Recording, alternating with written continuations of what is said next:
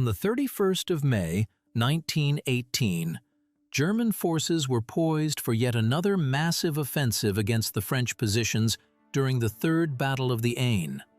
Little did they know that within mere hours, they would confront a weapon that would redefine warfare for the next century. As the morning fog lifted, 30 small machines, no taller than a man, began to emerge from the mist. German soldiers initially struggled to comprehend what these peculiar iron boxes on treads could possibly be. Their odd shapes and rotating turrets seemed almost comical at first glance. Yet within minutes, as bullets whizzed by and light artillery opened fire, these diminutive beasts revealed their true purpose. They methodically crushed barbed wire and traversed trenches, sending entire divisions of the Kaiser's army into a panicked surrender. This was the Renault FT, a machine weighing just 7 tons, which would forever alter the landscape of battle, becoming the progenitor of all modern tanks, from the American Abrams to the Russian T-90. To grasp the revolutionary impact of this small French vehicle, one must journey back a few years to witness the grim reality of the battlefields during the First World War. By 1917, the Western Front resembled a waking nightmare, a hellscape of mud, barbed wire, the stench of gunpowder, and endless trenches stretching from the North Sea to the Swiss border, spanning hundreds of kilometers. Any attempt at an offensive devolved into a bloody meat grinder. Infantrymen, emerging from their dugouts to attack, were met with a hail of machine gun fire, suffering catastrophic losses. For a mere 4 meters of territory, thousands of lives were sacrificed, only for the enemy to reclaim the same ground a week later, and the cycle would begin anew. The French army found itself losing hundreds of thousands of soldiers in futile assaults. Morale plummeted to catastrophic levels, and in 1917, widespread mutinies erupted within several divisions, soldiers refusing to embark on yet another suicidal charge. The British were the first to attempt a technological solution, introducing their famed rhomboid tanks, the Mark series, in 1916. These colossal steel monstrosities made a formidable impression with their size and ability to overcome obstacles, yet they were plagued by a host of severe deficiencies that severely limited their combat effectiveness. Foremost among these was their abysmal speed. Capable of reaching a maximum velocity of just 6 kilometers per hour on flat terrain, they crawled to a mere 3 or 4 kilometers in rough ground. Additionally, the crew of 8 suffocated inside, gasping for air amid the sweltering heat and exhaust fumes. Temperatures soared to unbearable heights, reaching 50 degrees Celsius within the cramped confines. The introduction of the Renault FT marked a pivotal moment, a harbinger of a new era in warfare, where mobility and versatility would become paramount. As the dawn of mechanized warfare emerged, the ghosts of the past battles faded into history, making room for innovations that would shape the very fabric of military strategy for generations to come. The battlefield transformed into a hellscape where soldiers lost consciousness amid the chaos. Maneuvering these colossal machines proved to be an extraordinary challenge. 4 individuals were required merely to direct a tank in the desired direction, their movements reliant on flawless coordination. The artillery, mounted in sponsons on either side of the tank's hull, lacked the ability to rotate independently, creating vast dead zones in their firing sectors. The French attempted to forge their own armored vehicles, but their results often fell short of the British designs. The Schneider tank, the first of its kind, began to see service in the early months of 1917. Weighing in at 13.5 tons, it was built on the chassis of an American Holt tractor. resembling a long box on tracks with a short nose at the front. Its armament consisted of a short-barreled 75mm gun mounted in the right sponson, accompanied by two 8mm Hotchkiss machine guns. Inside, a crew of 6 was crammed into a cramped compartment where the stifling heat was unbearable. The concentration of exhaust fumes was so high that soldiers frequently lost consciousness right in the midst of combat. Yet the most alarming flaw of the Schneider was its abysmal mobility. With a high center of gravity and a short track base, it often became stuck in shell craters and toppled over when attempting to cross trenches, exhibiting unpredictable behavior on rough terrain. Its combat debut on the 16th of April 1917 during the Nivelle offensive turned into a catastrophe. Out of 132 Schneider tanks deployed, 57 were either destroyed or disabled, while the majority of the remainder became mired in mud or craters. Weighing 23 tons, it stood as the heaviest tank of the First World War, a monstrous contraption. Built on the same Holt tractor chassis, it featured a long body with a massive overhang at the front, where the 75mm gun was situated. The crew, now numbering 9, was crammed into a confined space, gasping for breath amid the oppressive heat and fumes. Armed more robustly than its predecessors, the Saint-Chamond boasted 4 additional 8mm machine guns, transforming it into a moving fortress. However, its mobility was even worse than that of the Schneider. The long nose often dug into the ground when encountering obstacles. The tank would get stuck in trenches as narrow as 2 meters, topple over on the slightest inclines, and was altogether unsuitable for the cratered landscape of the Western Front. In its inaugural battle on the 5th of May 1917, out of 16 Saint-Chamond, 15 became immobilized without covering even 100 meters from the front lines, with only 1 tank managing to reach German positions.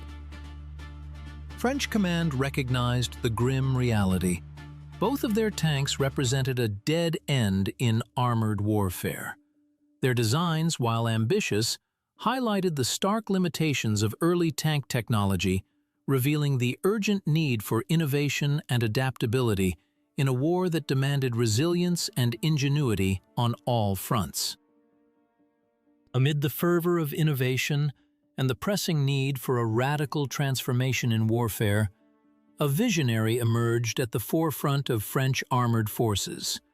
General Jean-Baptiste Etienne, a man whose curiosity for armored vehicles had been ignited long before the war, meticulously observed every experiment in this burgeoning field. Etienne envisioned a bold strategy, one where tanks would not operate in solitary units or small clusters, as the British had done, but rather as massive formations, overwhelming the enemy with sheer numbers.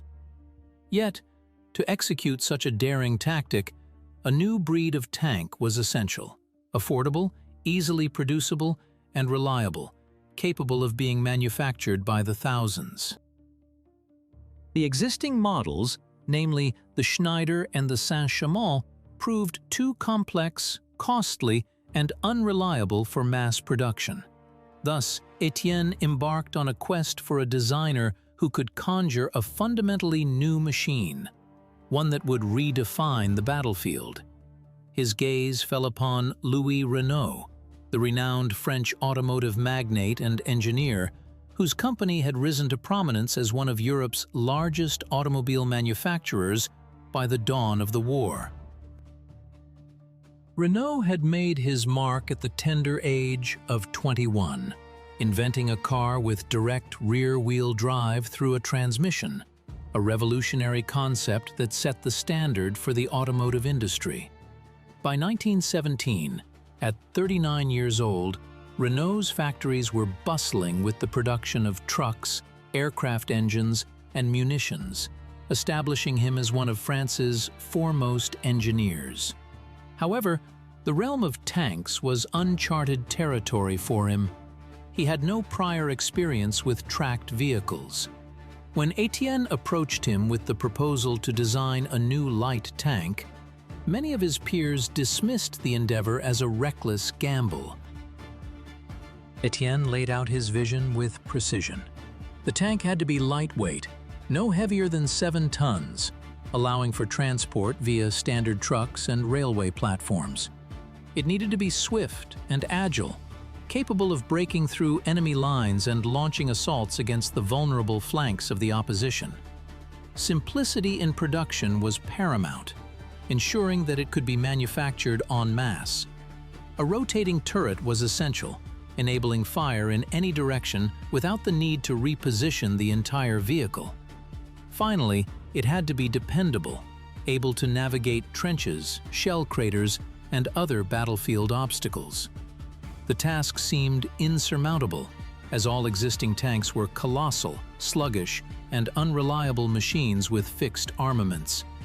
Etienne demanded the complete antithesis of this.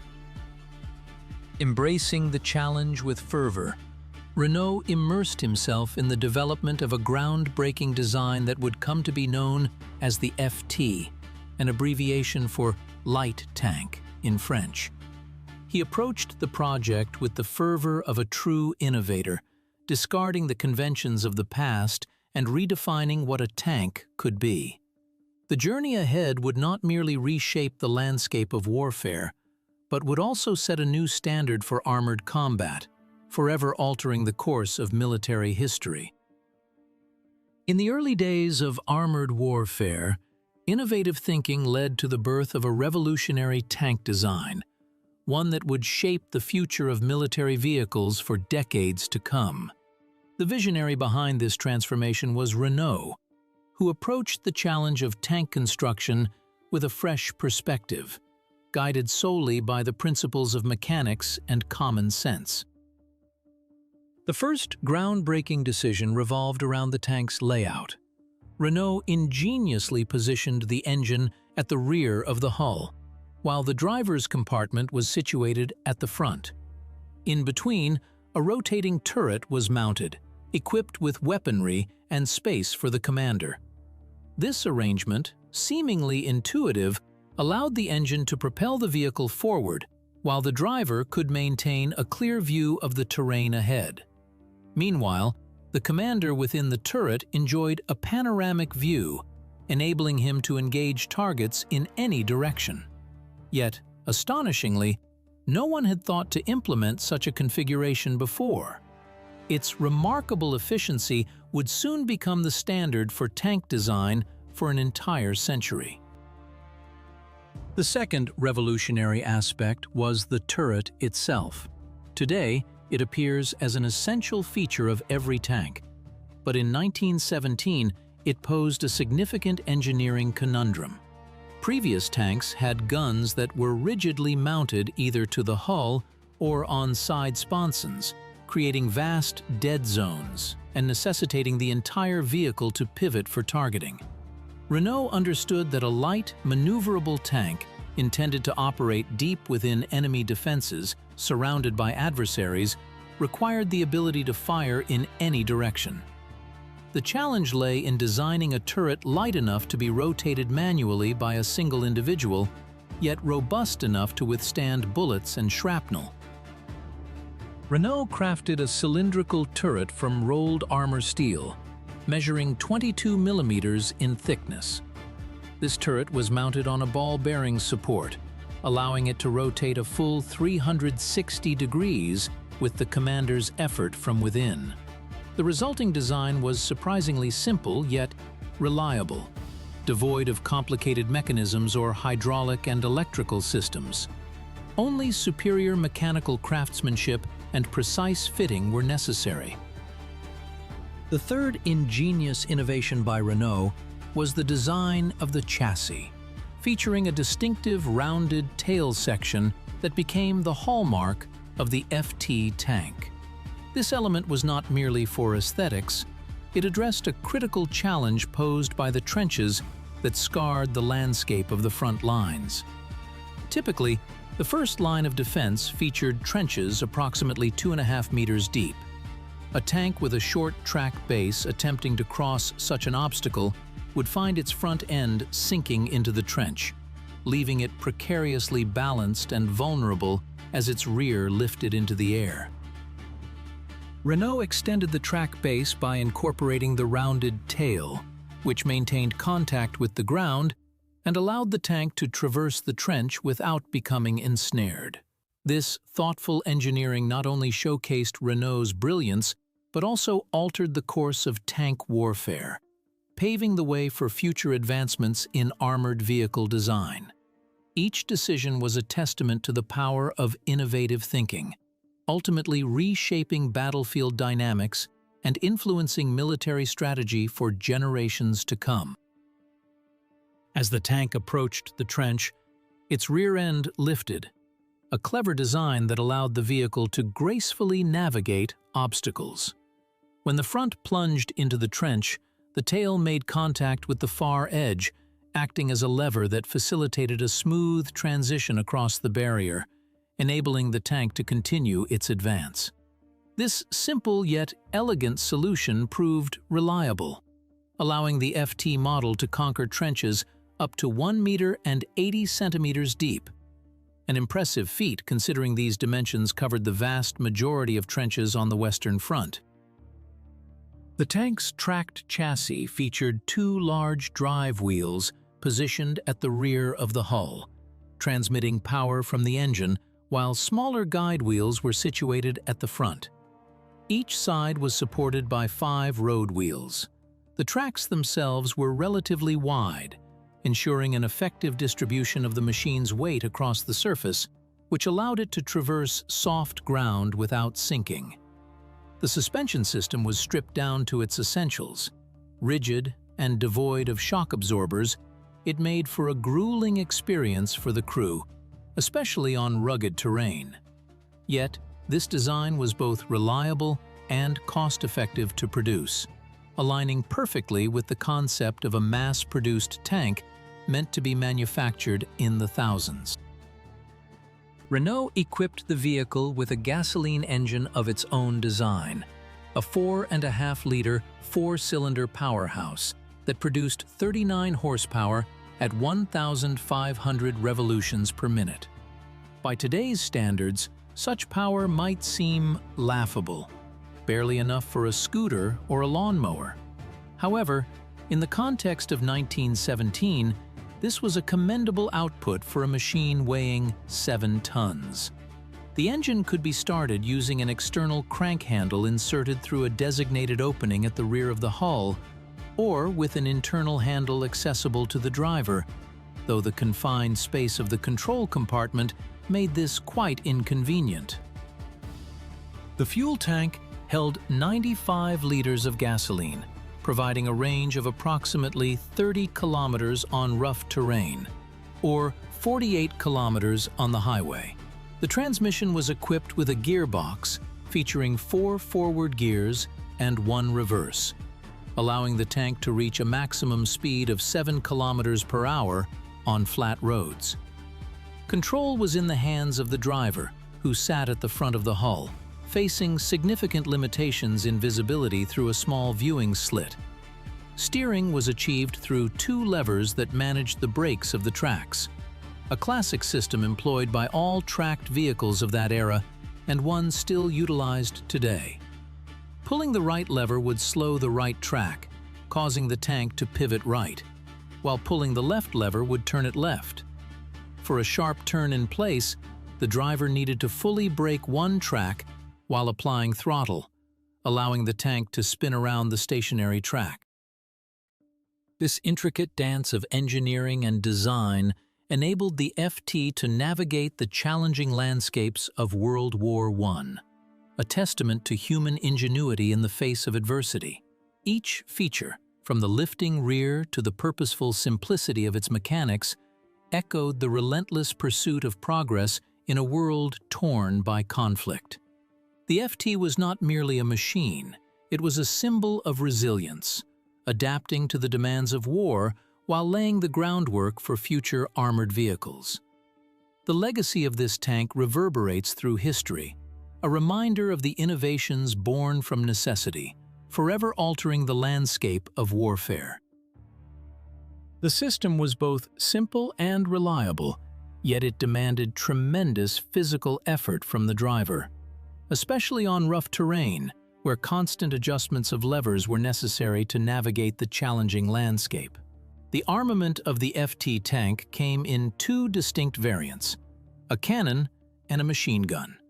The cannon variant featured a short-barreled 37mm Puteaux gun, specifically designed for installation within the turret. With a barrel length of only 21 calibers, this weapon lacked high muzzle velocity, rendering it ineffective against armored targets. However, it excelled at dismantling machine gun nests, obliterating bunkers, creating passages through barbed wire obstacles, and inflicting casualties on enemy infantry with its explosive shells. The ammunition load comprised 237 rounds, neatly arranged in storage within the turret and the hull. The machine gun variant was armed with an 8mm Hotchkiss model from 1914, equipped with a water-cooled barrel, which fed from rigid metal belts containing 24 cartridges each.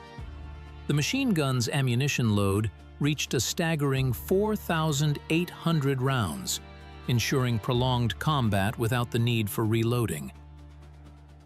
The tank's crew consisted of just two members, a driver and a commander, who simultaneously took on the roles of gunner, loader, machine gunner, and observer. This minimal crew was made feasible by the compact design and simplicity of the vehicle, yet it placed an immense burden on the commander, particularly in the heat of battle. The commander was tasked with rotating the turret, identifying targets, aiming the weapon, loading it, firing, monitoring the surroundings, guiding the driver, and making tactical decisions, all within the confined, stifling space of the turret, often under enemy fire. The driver faced his own set of challenges. Maneuvering the tank required continuous physical exertion. Visibility was severely limited. The cacophony of the engine and transmission was deafening, while exhaust fumes seeped into the cramped control compartment. Navigating through rough terrain caused the tank to jolt violently, resulting in the driver repeatedly striking his head against the walls of the hull, even while wearing a leather helmet. The armor of the FT tank was differentiated in its construction. The frontal section of the hull featured 16 millimeters of thickness, while the sides were a mere 8 millimeters, and the roof and bottom measured 6 millimeters. The turret boasted armor thickness of 22 millimeters at the front, tapering to 16 millimeters on the sides and rear. This level of protection was adequate against rifle and machine gun fire at all ranges, as well as shrapnel from explosions. But it could not withstand a direct hit from artillery shells, even of smaller calibers, or shots from anti-tank rifles, which German forces began to deploy by the end of 1917. Nonetheless, Renault did not anticipate a need for anti-shell armor. Doing so would have rendered the tank excessively heavy and costly. The very concept behind the FT's design was predicated on the idea of breakthrough. In the relentless chaos of war, the FT tank was a testament to innovation and the harsh realities of combat, embodying both the promise of mechanized warfare and the stark limitations imposed by its own design. Deep within enemy defenses, where tanks were designed to engage infantry and unarmored targets while deftly avoiding artillery, a revolution was brewing. By the end of February 1917, the first prototype of the tank, known as the FT, was ready. This rapid progress, from conception to a functioning model, unfolded in mere months, a feat that seemed almost miraculous. On February 22nd, the prototype was showcased to a military commission at a testing ground in Champagne. The results were nothing short of astounding. This compact tank navigated through trenches, shell craters, and barbed wire with remarkable agility, demonstrating maneuverability and terrain adaptability that heavy tanks could only dream of. General Etienne, captivated by the potential of this small machine, immediately called for mass production at the highest possible rate. Yet skepticism loomed within the military ministry. Doubts about the effectiveness of such a diminutive vehicle on the battlefield persisted, leading to demands for further testing and refinements. Undeterred, engineer Louis Renault continued to enhance his creation throughout the spring and summer of 1917, addressing identified flaws and improving the reliability of various components. Adjustments were made to the transmission design, the suspension system was reinforced, the engine's cooling system was optimized, and the turret's structure and rotation mechanism were refined. By the autumn of 1917, the tank's design had reached its final form, paving the way for preparations for mass production at the Renault factory and several other French establishments. The French command aimed to secure an initial batch of 3,500 tanks by the spring of 1918, a strategic move intended to launch a large-scale offensive that could turn the tide of the war in favor of the Allies. Tank production commenced in late 1917 across multiple factories, including Renault's own facilities, as well as Berliet in Lyon and Saumur in Suresnes. The manufacturing process was streamlined to maximize efficiency. Armor plates were cut using guillotine shears and assembled onto a frame with rivets, a method that required minimal skill from workers and enabled rapid scaling of output. Engines and transmissions were produced using established automotive manufacturing techniques. Tracks and wheels were sourced from metallurgical plants, while turrets were stamped at artillery workshops. By the spring of 1918, production had reached full capacity, with tanks rolling out to the troops in batches of dozens each week. The French command organized specialized tank companies, each comprising 20 vehicles, to operate in conjunction with infantry units, providing support through both firepower and maneuverability. Crews were trained on a dedicated tank range in Champleau, where drivers and commanders honed their skills in operating the machines and firing their cannons and machine guns. As the world stood on the brink of change, the arrival of the FT tank marked a pivotal moment in warfare, one that would redefine the battlefield and alter the course of history. The fusion of innovation and strategy would soon unleash a new era of combat, forever etching the legacy of the tank into the annals of military prowess. In the early days of the Great War, the battlefield was defined by trenches, artillery, and the relentless stalemate of a prolonged conflict. Yet, as the year 1918 dawned, a revolutionary force emerged from the fog of war, transforming the very nature of combat. The French army, recognizing the need for a tactical shift, began to prepare their crews for the introduction of the new light tanks, known as the FT. Training these crews took a mere 2 to 4 weeks, a stark contrast to the lengthy processes required for pilot and artillery training.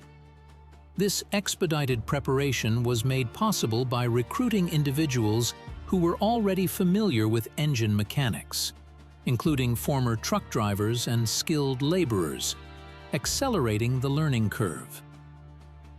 By May of 1918, the French military boasted several hundred operational FT tanks alongside crews ready for battle. The moment of truth arrived when 30 of these armored vehicles launched an assault in the dense woods of Bliz-Derevny in Villers-Cotterets.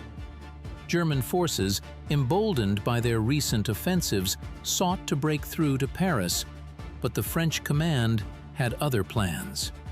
They deployed their new machines for a counterattack, intending to halt the enemy's advance and stabilize the front lines. As dawn broke, a thick mist cloaked the battlefield, concealing the tanks from enemy observation. When the fog began to lift, the 30 tanks surged forward in a broad line, crashing through barbed wire and unleashing a torrent of fire from their guns and machine guns upon the German trenches. The German infantry, caught off guard, retaliated with rifle and machine gun fire, but their bullets merely ricocheted off the tank's armor, inflicting no damage. A few anti-tank guns attempted to engage, but the tanks maneuvered swiftly, evading their aim with deft precision. The psychological impact of the tank's appearance shattered the morale of the German soldiers. Exhausted by 4 years of grueling trench warfare, they were unprepared for the sight of these armored behemoths, which trampled their fortifications and decimated their ranks. Panic ensued. Entire units began to retreat, some surrendering en masse at the mere sight of the approaching tanks. One position after another with remarkable ease. The German offensive was not just halted, it was pushed back several kilometers in some sectors. The triumphant debut of the FT tanks validated the French command's faith in the concept of massed light tank warfare. General Pétain, now the commander-in-chief of the French army, recognized the potential of this new weapon and ordered an escalation in tank production to meet the demands of the impending summer offensive. By July of 1918, the French forces had amassed over 300 FT tanks, ready to reshape the course of the war. The introduction of these armored vehicles marked not just a tactical innovation, but a pivotal moment in military history, where the old ways of warfare began to give way to a new era of mechanized combat. The battlefield, once dominated by static defenses, was transformed into a theater of movement, where the roar of engines and the thunder of cannons would soon define the landscape of warfare for generations to come. The American Expeditionary Forces, fresh from their arrival in France, faced a formidable challenge in the spring of 1918. Lacking their own tanks, they relied entirely on French supplies for armored vehicles. The French command responded by providing 144 FT tanks, the backbone of the nascent American armored divisions. At the helm of this new initiative was 32-year-old Captain George Smith Patton, Jr., a cavalry officer with no prior experience in tank warfare, yet brimming with enthusiasm and a keen understanding of the potential of this revolutionary weaponry. Patton journeyed to France, immersing himself in the intricacies of tank design and operational tactics at the training grounds in Champloo. Over several weeks, he meticulously studied the mechanics and strategies essential for maximizing the effectiveness of the FT tanks. This intensive preparation laid the groundwork for the formation and training of American tank crews, transforming Patton into a natural leader in the realm of armored warfare. He swiftly grasped both the advantages and limitations of the FT tanks, devising a tactical approach that emphasized close cooperation with infantry, rapid advances into enemy territory, and the immediate exploitation of success without hesitation. Patton's commitment to his crews was unwavering. He personally led training sessions, demonstrating driving techniques, firing artillery, and navigating obstacles, all while demanding maximum effort and aggression from his subordinates. His first taste of battle came on the 12th of September 1918, during the offensive at the Saint-Mihiel salient. Here, American forces, bolstered by French units, launched an assault across a front stretching approximately 30 kilometers. Leading the charge, Patton advanced ahead of the armored units, moving boldly on foot through enemy fire, a cane in hand, directing his crews with fervent shouts and gestures. As several tanks became immobilized in craters and trenches, he organized their recovery under the relentless barrage of machine gun fire. The American tanks shattered the first line of German defenses, dismantling machine gun nests and carving pathways through barbed wire, enabling infantry to surge forward with minimal casualties. For his courageous actions that day, Patton was awarded the Distinguished Service Cross, and his brigade emerged as one of the most effective units within the American Expeditionary Corps. The 100 Days Offensive, commencing on the 8th of August, 1918, marked a pivotal moment for the FT tanks. By this time, the French army had amassed over 3,000 tanks, organized into specialized battalions and brigades. The mass deployment of these armored vehicles across the front, from the North Sea to Verdun, resulted in a catastrophic collapse of German defensive lines, reshaping the landscape of modern warfare. The tanks pierced through trench systems, obliterating the enemy's strongholds, heralding a new era of combat that would redefine the battlefield forever. The relentless advance of Allied forces shattered the German defensive lines, leaving chaos in their wake. Artillery batteries unleashed a torrent of firepower, sowing panic deep within enemy territories. Exhausted by 4 grueling years of warfare and stripped of reserves, the German army found itself unable to withstand such a formidable onslaught, retreating eastward and relinquishing position after position. In a mere 100 days, the Allies surged forward, reclaiming hundreds of kilometers and liberating all occupied territories in France and Belgium, ultimately reaching the German border. In the wake of these victories, American command, inspired by the successes of French tanks, resolved to establish their own production of the FT tank under license. A contract was signed with the Van Dorn Iron Works, tasked with producing 4,400 tanks. Production commenced in the autumn of 1918, yet progress was sluggish, hampered by technical difficulties and a lack of experience among American engineers. By November, only 952 machines had been completed, and none made it to the front lines before the armistice on November 11th.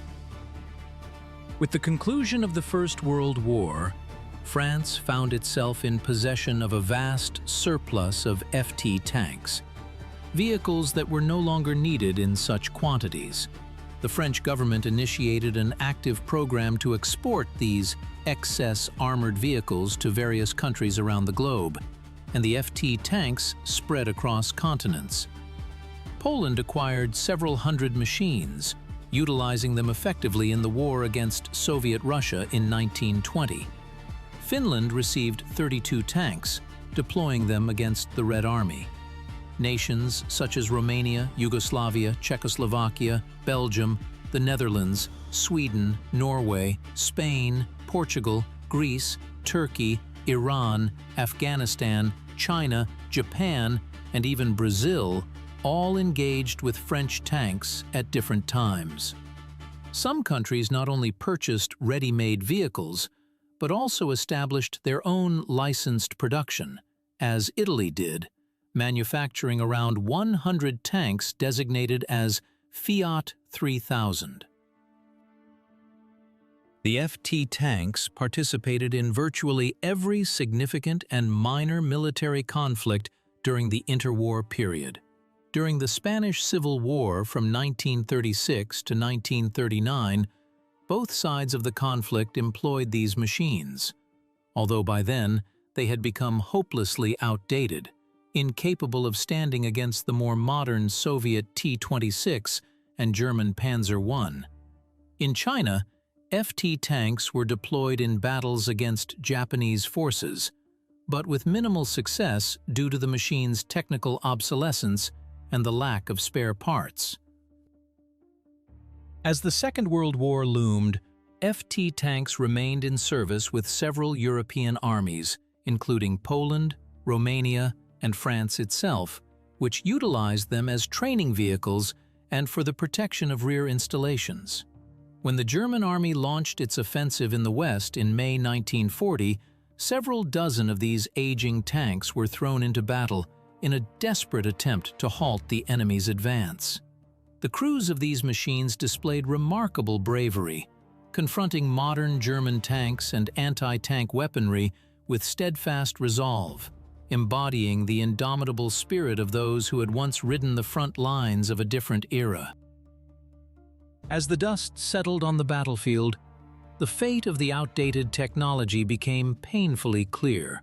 Almost all tanks were either destroyed or captured within the initial days of combat, their crews meeting grim fates, either perishing or being taken prisoner.